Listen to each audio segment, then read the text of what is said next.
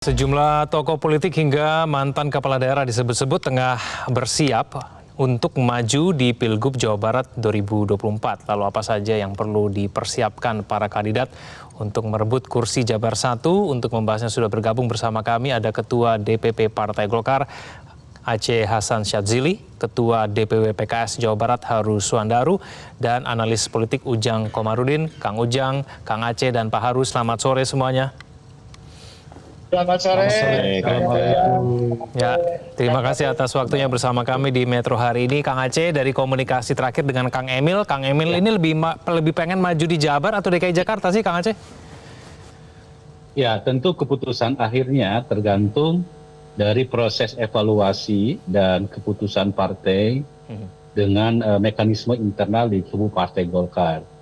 Bahwa setiap calon kepala daerah itu nanti akan disurvei di mana setiap figur-figur tersebut mana yang memiliki potensi elektabilitas yang tinggi, itulah yang nanti akan diputuskan oleh Partai Golkar. Jadi sebagaimana yang saya sampaikan dalam setiap kesempatan, memang Kang Emil sendiri diberikan tugas di dua daerah, yaitu Jawa Barat dan juga DKI Jakarta gitu ya. Nah, dari komunikasi saya juga ditugaskan oleh partai sebagai Ketua Golkar Jawa Barat, tentu dari hasil pengamatan kami dan efek dari pemilu 2024, bahwa memang Kang Emil atau Pak Ridwan Kamil ini masih sangat disukai oleh warga Jawa Barat, dan itu terbukti juga kemarin di dalam Pilpres, beliau ketua tim kampanye daerah Provinsi Jawa Barat untuk pemenangan Prabowo Gibran, berhasil memenangkan pasangan ini. Jadi kalau kita lihat dari rekam jejak Kang Emil, tentu beliau memiliki potensi yang sangat tinggi untuk dapat melengkapi upaya dari kita memenangkan pilkada maupun memenangkan pemilu yang kemarin gitu. Jadi karena itu, tapi tentu semuanya akan dikembalikan kepada kebijakan partai. Kalau nanti akhirnya memilih DKI Jakarta, diputuskan ke DKI Jakarta, sudah dipersiapkan calon lainnya, Kang Aceh? Untuk sejauh ini kami masih, skenario-nya adalah Kang Emil. Karena bagaimanapun tentu Kang Emil masih sangat memiliki potensi yang sangat kuat di Jawa Barat. Gitu. Oke, Pak Haru, Partai Golkar sudah ada namanya nih. Dari PKS sudah ada namanya belum, Pak Haru? Untuk Pilgub Jawa Barat 2024. Iya, nama mah banyak ya. Tinggal nanti yang ditunjuk oleh DPP-nya siapa gitu aja. Tapi ada beberapa nama lah yang sudah disiapkan. Nama-nama ini apakah berasal dari PKS sendiri ataukah mungkin dari luar partai, Pak Haru? Ya, kalau kita sementara ini menyiapkannya masih dari dalam PKS. Ada anggota DPR RI, ada anggota DPD Provinsi Jawa Barat, gitu ya, ada kepala daerah, gitu ya, yang dari Jawa Barat, gitu. Kita siapkanlah beberapa nama, insya Allah. Sudah ada waktunya belum, Pak Haru? Kapan kira-kira PKS akan mengumumkan siapa calonnya? Itu harus persetujuan DPP dulu ya, jadi kita baru mau mengajukan ke DPP dalam waktu dekat. Mudah-mudahan setelah rekapitulasi tingkat KPD Provinsi Jawa Barat sudah mulai kelihatan lah kita tiketnya dapat berapa. Gitu.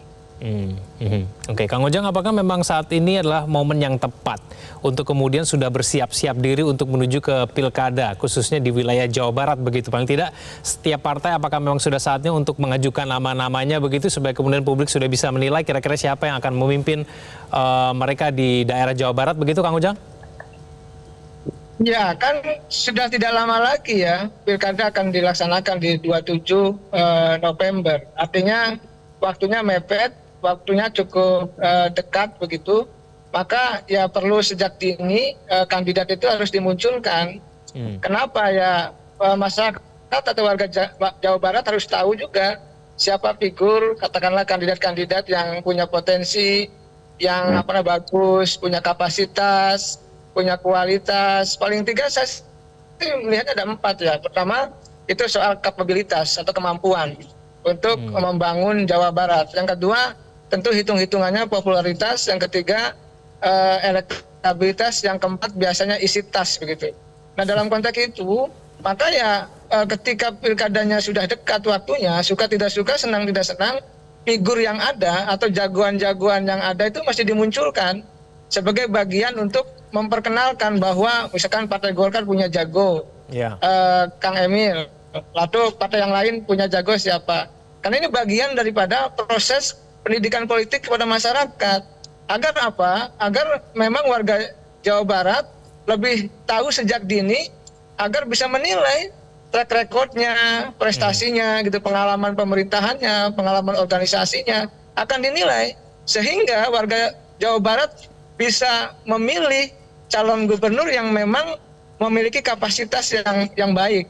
Karena kita tahu bahwa Jawa Barat adalah wilayah dengan pemilih terbesar, dengan wilayah yang strategis, dengan bargaining politik yang tinggi, maka harus memiliki gubernur yang memang punya kapasitas yang hebat gitu, yang luar biasa. Nah, kapasitas itu akan dinilai oleh publik, oleh warga Jawa Barat dengan cara yang mereka memperkenalkan diri. Soal nanti apakah jadi atau tidak didukung oleh partai politik, yaitu nanti lain lagi. Yang jelas harus sejak dini untuk memperkenalkan diri agar masyarakat bisa menilai lebih awal, begitu, Bang Egan. Ya, Kang Ujang, kalau misalnya Partai Golkar mengajukan nama Ridwan Kamil sebagai incumbent begitu ya, maju lagi di Gub Jawa Barat, auto menang atau enggak nih? Jangan dijawab dulu, kita akan bahas itu sejenak. Mesin kemana-mana, kami akan kembali. Kembali bersama kami di Metro hari ini, Kang Ujang, Ridwan Kamil auto menang di Jawa Barat? Ya, secara kalkulasi rasional, maka kemungkinan menangnya besar gitu dibandingkan dengan di DKI. Kenapa? Ya namanya masih bagus, masih harum, masih baik gitu ya, punya kualitas juga gitu.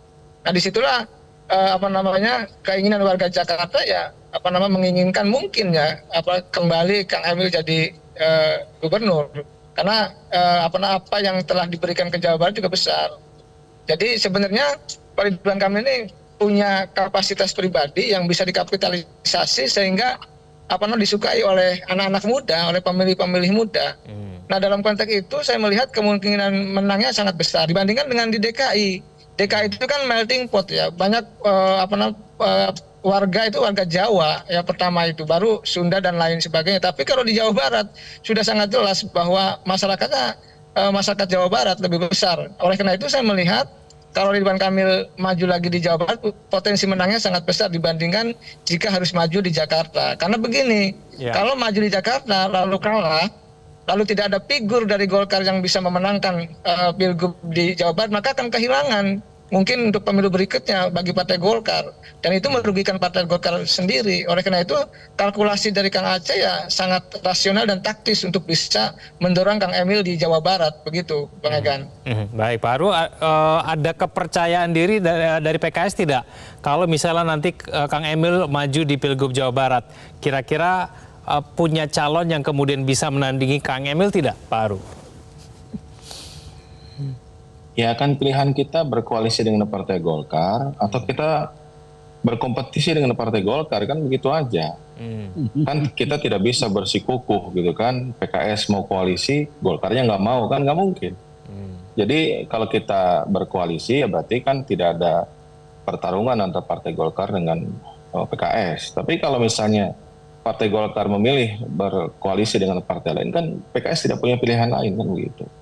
Yang jelas dari perhitungan sementara nggak ada yang punya tiket full ya di Jawa Barat untuk maju 20%. Ya saya kira masih akan banyak lah diskusinya lah. Mungkin nanti ngopi-ngopi lah sama Kang Aceh gitu ya. Jadinya Kang Emil kemana, ke Jabar apa ke Jakarta? Jangan-jangan yang maju kalau Kang Emil ke Jakarta mungkin Kang Aceh gitu yang maju kan? Kita masih lihat lah gitu ya kemungkinannya ya. Ya, kan dulu ada Ahmad Heriawan di situ Jawa Barat. Lalu menurut PKS sendiri kunci kemenangan di Jawa Barat itu seperti apa, Pak Aru? Ya saya kira kalau orang Jabar kan sudah sama-sama lah saling memahami gitu ya masing-masing potensi kelebihan dan kekurangan. Mungkin sekarang Partai Golkar cukup percaya diri karena ada Kang Emil gitu ya. Ya saya kira PKS juga pernah punya pengalaman lah, punya gubernur 2 periode. Jadi saya kira kita sama-sama lah untuk saling memahami kira-kira potensinya di mana saja begitu ya. Jadi insya Allah PKS siap berkoalisi dan siap juga berkompetisi dengan fair begitu kan. Ada sinyal koalisi dari PKS nih Kang Aceh? Apakah memang Partai Golkar sudah memprioritaskan untuk bergabung begitu, menjadi gabungan partai politik bersama dengan partai lain?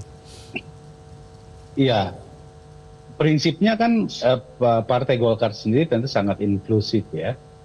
Apalagi saya sama Kang Haru ini juga sangat dekat ya. Jadi kami merasa bahwa jika ada resmi keputusan dari DPP ya untuk memilih dari apa yang kami usulkan, saya kira tugas kami setelah itu adalah membangun koalisi dengan, termasuk saya kira dengan PKS ya. Jika memang PKS tidak menyodorkan nama lain gitu ya.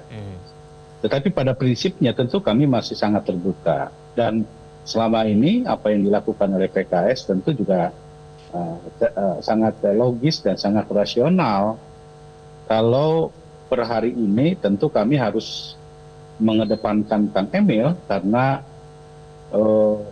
tentu yang dikedepankan oleh kami adalah potensi pertama apa yang telah dilakukan oleh Kang Emil sebagai Gubernur Jawa Barat pada periode yang lalu tentu harus terus dilanjutkan.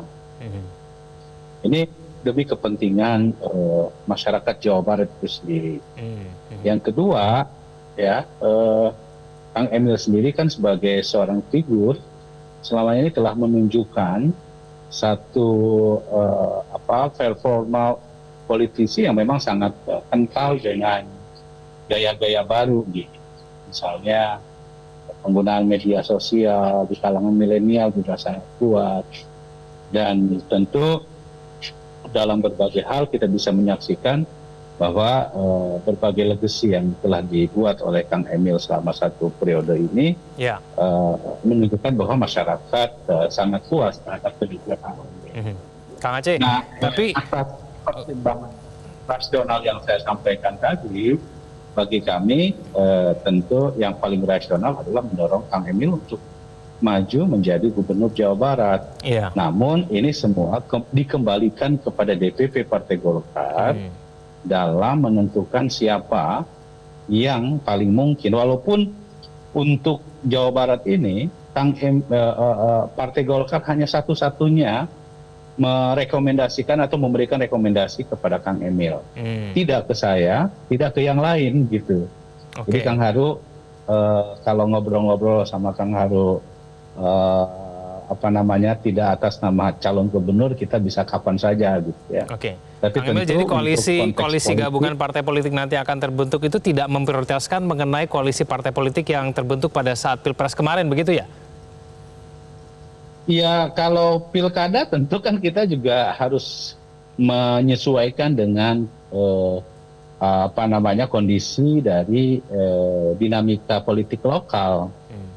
Ya, dan itu saya kira biasa saja di dalam konteks politik Indonesia.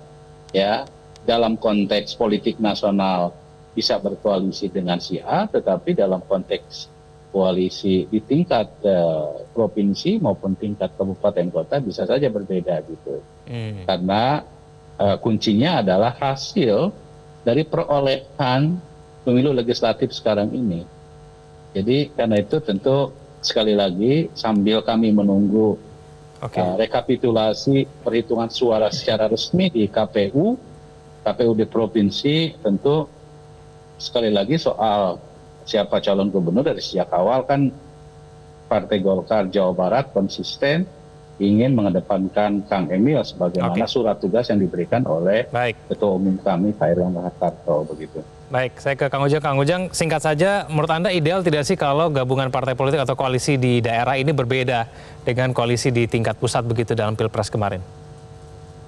Ya, tergantung kalkulasi politik ya, tergantung dari rasionalitas kondisi dan keadaan yang ada di wilayah masing-masing. Biasanya begini, kalau koalisinya sama dengan koalisi di pusat, maka akan dicari misalkan begini.